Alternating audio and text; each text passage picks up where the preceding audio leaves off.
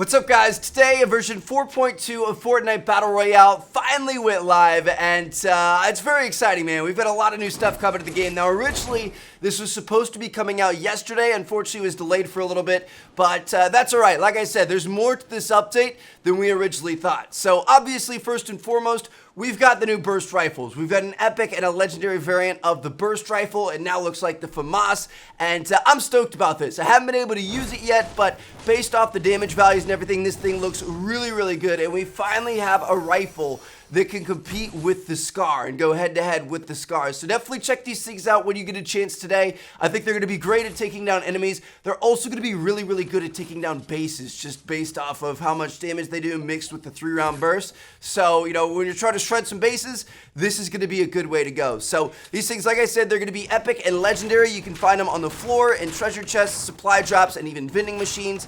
The epic version does 32 damage, where the legendary version does 33 damage. So not a huge difference there, but obviously you want legendary if you can get it, and it uses a medium ammo pretty much like all other ARs. So kind of interesting. I'm excited about it. I'm hoping to get you guys some gameplay here in a minute, but I don't know. We'll see if it can happen. I've got an early flight this morning to go out to LA to check out Black Ops 4, so I'm hoping the update finishes before I actually have to leave for the airport.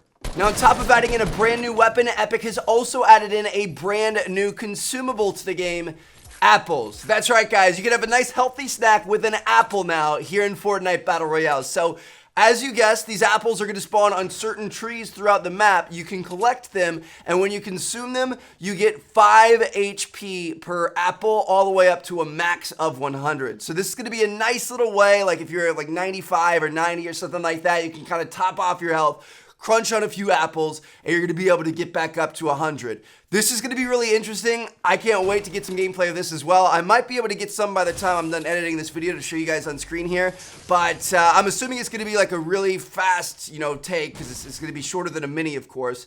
And I don't know. I feel like it's kind of cool. We're going to have like a little mini health edition that we haven't really, you know, seen something that small before. But little 5 HP apples, those things are going to be kind of cool. Now, on top of the new stuff being added in, we also have some pretty significant changes to some of the current items and weapons in the game. So, starting off here, the suppressed submachine gun is finally getting a buff. Holy cow, this thing is straight buns. I'm hoping after this update it's going to be a little bit better.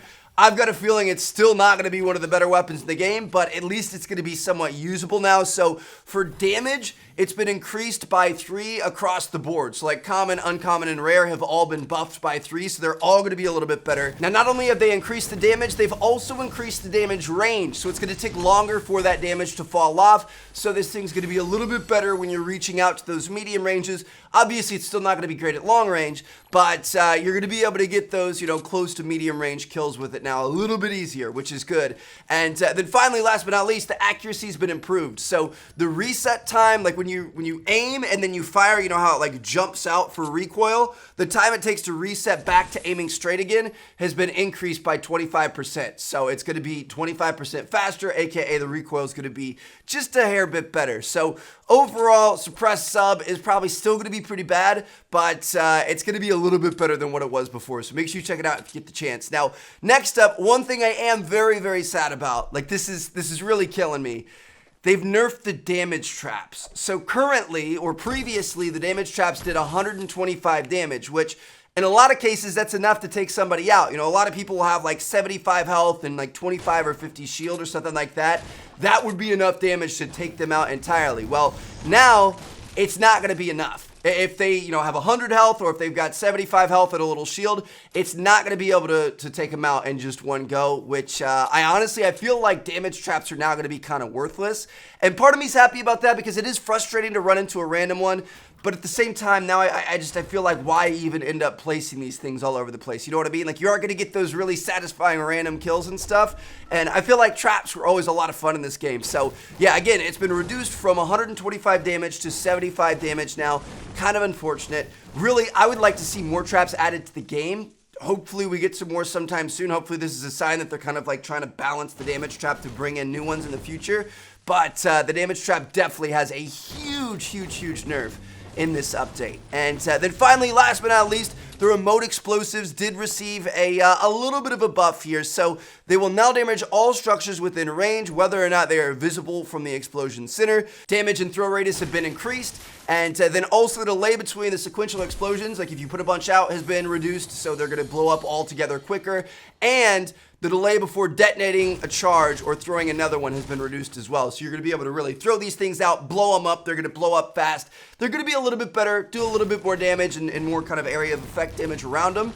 But I still don't really see myself using these things too much. So yeah, there you guys have it.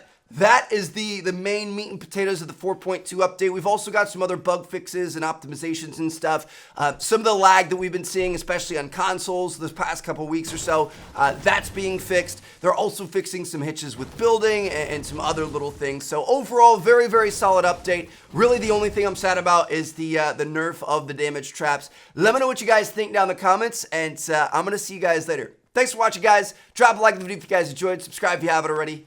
Peace out.